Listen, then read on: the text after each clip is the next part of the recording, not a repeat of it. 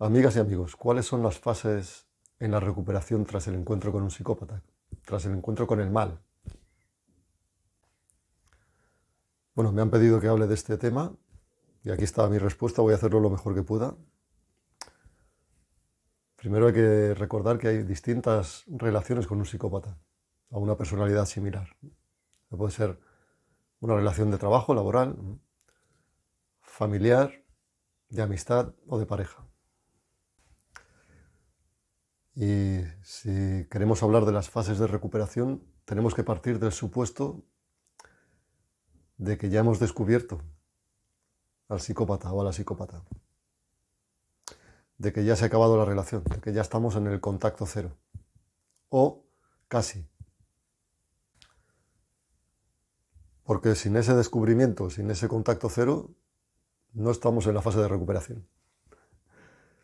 O sea, estamos en la fase en la que todavía el depredador está cerca, el parásito está cerca, sigue haciendo daño. O sea, recuperarse tras el paso de un ser nefasto como estos depende de muchos factores, ¿no? Por ejemplo, el tipo de persona, sus recursos, su estado en ese momento.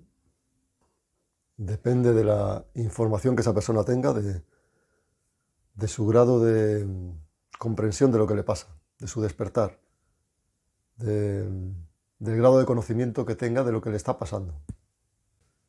Y naturalmente depende de la situación. O sea, en algunas ocasiones no se puede aplicar el contacto cero a no ser que sea de forma parcial. Antes de entrar en el tema, hay que dejar una cosa clara. El psicópata ha pasado por tu vida y ahora, en esta fase, ya no está o está a medio camino de irse. Y normalmente solo suele ser por dos vías. O te ha abandonado o tú has huido. La primera es la más común. Y en la primera fase lo primero que ocurre es que te quedas en un estado de shock, de asombro, de estupor. Y inmediatamente sientes una gran ansiedad, tristeza también, depresión incluso. Porque es una pérdida, aunque sea una pérdida de un ser que era negativo para ti y además que era irreal. Porque te mostró un personaje bueno al principio que era falso, era una máscara. Pero igualmente hay una pérdida y normalmente es tan abrupta, tan inesperada, tan rápida, que la persona se queda en ese estado de estupor, de asombro, de shock. Y a esto le siguen días o incluso semanas de una sensación de incomprensión, vacío, desolación, de no entender nada, y de gran tristeza y de gran ansiedad también, ¿no? Con mucha sintomatología física. Cuesta dormir, cuesta comer, cuesta trabajar. Algunas personas en esta fase también sienten culpa, se sienten culpables. ¿Por qué? Porque todavía están en un terreno, en la zona gris, no entienden muy bien con quién han tratado o siguen tratando. Entonces estas personalidades psicopáticas consiguen proyectar la culpa en su víctima y además la dejan con muy poca autoestima. De ahí que tengan esa sensación de culpa, de que ellos son responsables de lo mal que ha ido todo, de lo que ha pasado, cuando no es así. Y a menudo en esta fase también las personas se encuentran con que no pueden hablar con nadie porque nadie les entiende. O sea, las personas que nunca han pasado por esa experiencia ni te escuchan, y cuando te escuchan lo único que hacen es darte consejos que no sirven. No te entienden, te tratan de una persona que está exagerando, que se lo está tomando demasiado a pecho todo. Y también, muy a menudo, la persona se encuentra con la paradoja de que, aunque ya está aplicando el contacto cero o está en camino, tiene ganas de volver a contactar con su ex psicópata o con su expareja, su ex amigo, lo que sea, ¿no? O con el familiar, ¿no? O sea que hay una especie de lucha interna. La persona quiere cortar, pero al mismo tiempo no puede vivir sin el contacto, como si se tratara de una droga, y es exactamente así, es una adicción. Y también, ¿qué ocurre? Que la persona quiere contactar otra vez y tiene la esperanza de que esa personalidad psicopática le dé alguna explicación, que haya algo de calidez, una despedida, un punto final, cosa que no va a pasar nunca con esta gente. Y en esta fase, a menudo, como la angustia es tan grande, algunas personas buscan ayuda, buscan terapia, pueden ir a psicólogos, terapeutas, etc. Que yo no tengo nada en contra, al contrario, lo aconsejo si son buenos. El problema es que a veces no son tan buenos, hay de todo. Y la ayuda puede ser positiva, ayudarte a superarlo más rápido, o por el contrario, empeorar las cosas, como he visto en algunos casos. Y una vez superada esta primera fase de total desesperación, tristeza, angustia, ansiedad, puede que las personas pasen, no siempre, pero acostumbra a pasar, a otra fase en la que la persona experimenta rabia, ira.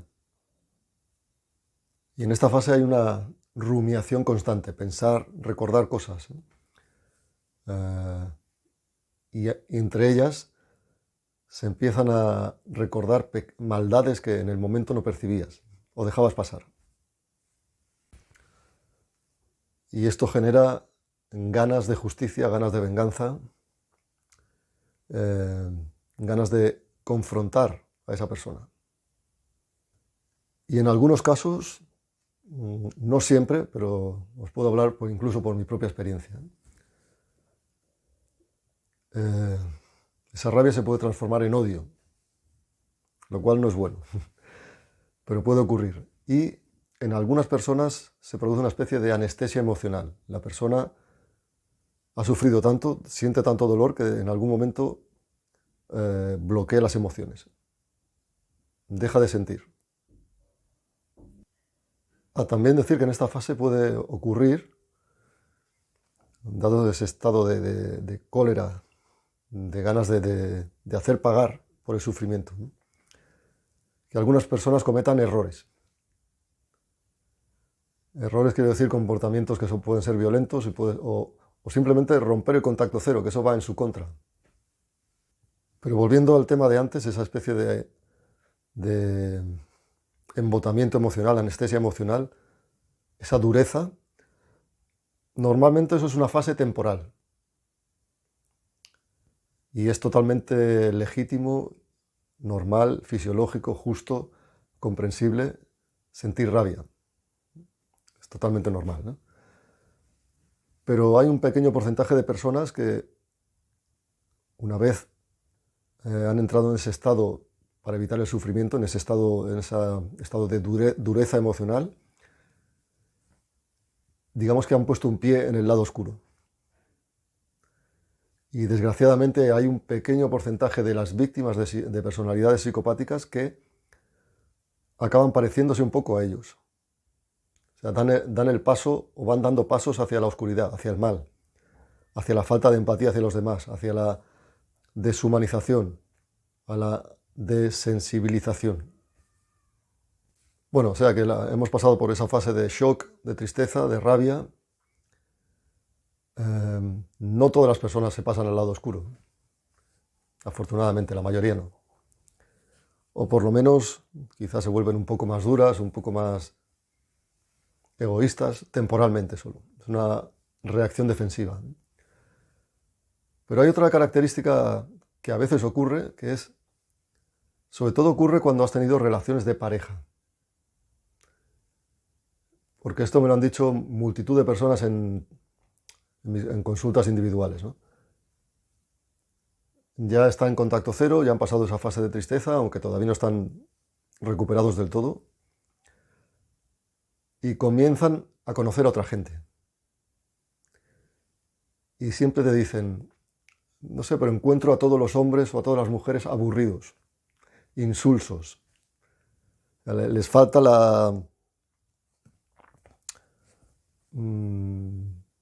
la aventura, el drama, el atractivo, la seducción del psicópata o la psicópata.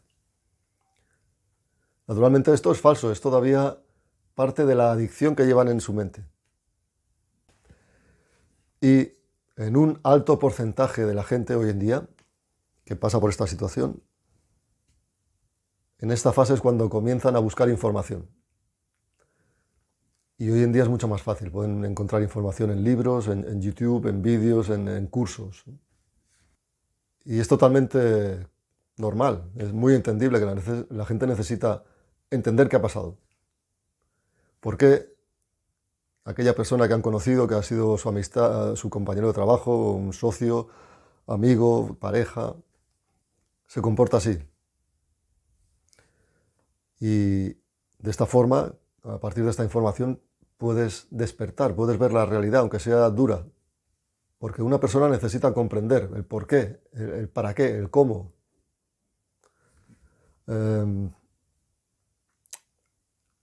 Lo que van a descubrir, la verdad, no es agradable, pero como dije en otro vídeo, es liberador. Es muy importante para recuperarte. Y además va a producir un cambio en tu percepción a partir de entonces. Mi opinión personal, y a partir de la experiencia, es que las personas cuando ya empiezan a entender, empiezan a investigar, empiezan a atar cabos, a relacionar todo, a resolver el puzzle, el rompecabezas, pueden descansar. Entonces, normalmente en esa etapa, aparte del asombro que supone, también al mismo tiempo es un reconocimiento de algo que tu intuición ya sabía desde el principio. Entonces tú puedes descansar, la gente empieza a cuidarse un poco más, se da cuenta de por qué el contacto cero es imprescindible, tan importante. Porque por lo menos ya tienen una guía. Hasta entonces todo era como una pesadilla, es algo incomprensible. Es recibir palos que no sabes de dónde vienen. Y lo que voy a decir ahora mucha gente ya lo sabe, la gente que ha pasado por la situación, ¿no? Pero me gusta decirlo siempre, la vida sigue y la mejor venganza es sobrevivir. Porque la vida no es un camino de rosas, nos vamos a encontrar con gentuza en nuestra vida. Y lo peor que puede pasar y lo que ellos buscan es tu hundimiento. O sea, cuando ellos ya no están, que todavía estés peor. De hecho, algunos de ellos te abandonan de forma que saben que te van a dejar mal, dañado. Entonces, la mejor venganza y la mejor estrategia es retomar tu vida e intentar recuperarte, aprender de la experiencia y estar mejor todavía. Eso es algo que a los psicópatas no les gustaría saber. O sea que en esta fase posterior todavía hay tristeza y todavía hay mucho pensamiento, muchos recuerdos, ¿no? Muchas horas invertidas en pensar en lo que ha pasado, ¿no? Pero no tanto como al principio, hay más calma. Porque cuando las personas hacen las cosas bien, que normalmente es el contacto cero, y no cometen errores, el tiempo corre a su favor. El tiempo te va llevando poco a poco a la homeostasis, a que tu cuerpo y tu mente recuperen su equilibrio natural. Ya pasadas todas estas fases, digamos una etapa donde la recuperación ya es patente, es palpable, perceptible, evidente. Y algunos de los primeros signos son que la persona empieza a notar en su vida, en su día a día, pequeños momentos de felicidad, de libertad, de paz, de serenidad. Y también mayor bienestar físico, mental y emocional. Y no es raro que la persona se sorprenda a sí misma al darse cuenta de que han pasado varios días y ya no piensa tanto en esa persona psicopática, ni en las situaciones, ni en lo que pasó o lo que dejó de pasar, ni pasa tanto rato imaginando en posibles escenarios, venganzas, etc. Otro signo de recuperación es que la persona recupera el sentido del humor y empieza a reírse de ese ex amigo, ex compañero o lo que fuera, porque empieza a ver su verdadero aspecto, su verdadero rostro, ¿no? Ridículo, absurdo, inútil, malicioso.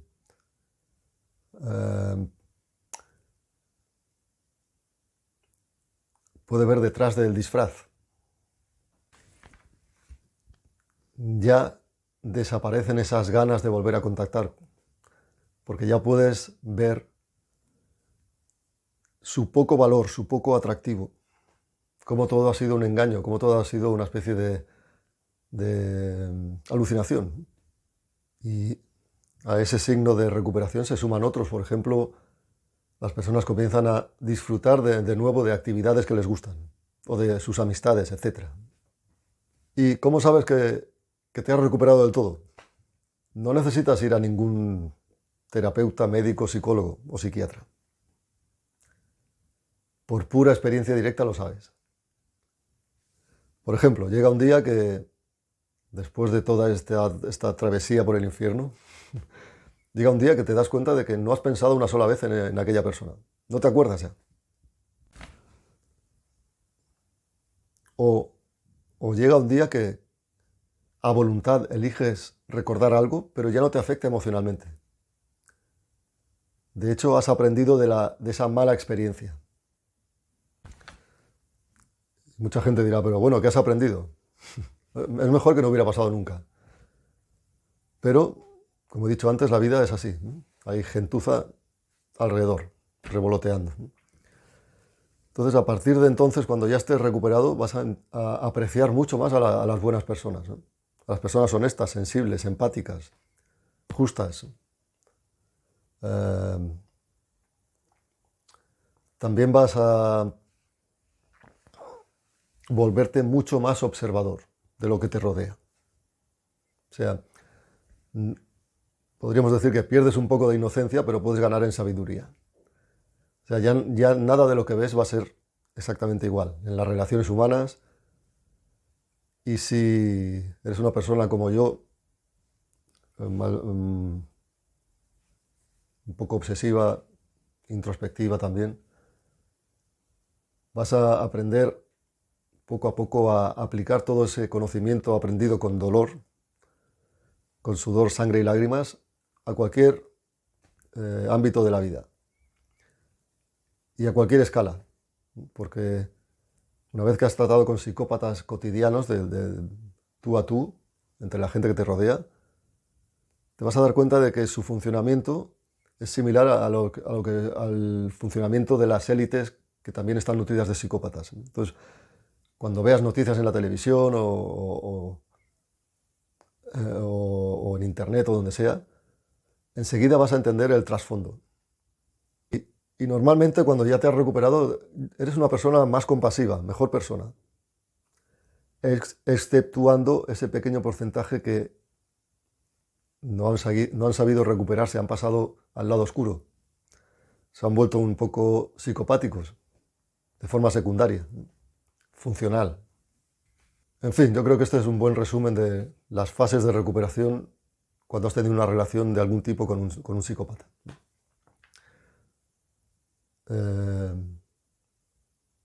Es un tema complejo, seguro que me he dejado algunas cosas, pero bueno, en general yo creo que se entiende, ¿no? Esas fases de shock, de asombro, de tristeza, de rabia, de asimilación, de búsqueda de información y finalmente cuando vuelves a recuperar la alegría, la paz, la libertad, que es muy importante, y a entender lo que pasó. Naturalmente es distinto si se trata de recuperarte de una relación de amistad o de una relación con un psicópata que ha sido tu compañero o socio en el trabajo, que suele ser mucho más fácil que no si el psicópata es parte de tu familia.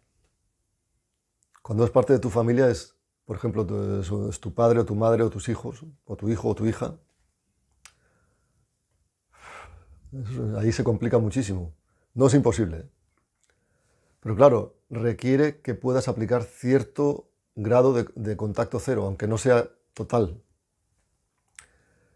Y hay que tener en cuenta que cuando esto ocurre, ya sea con tus padres o con tus hijos, estamos hablando de que tienes raíces o ramas podridas. Y esto es algo que deja huella y que desgraciadamente, si legalmente es posible, lo mejor es alejarse de esa gente.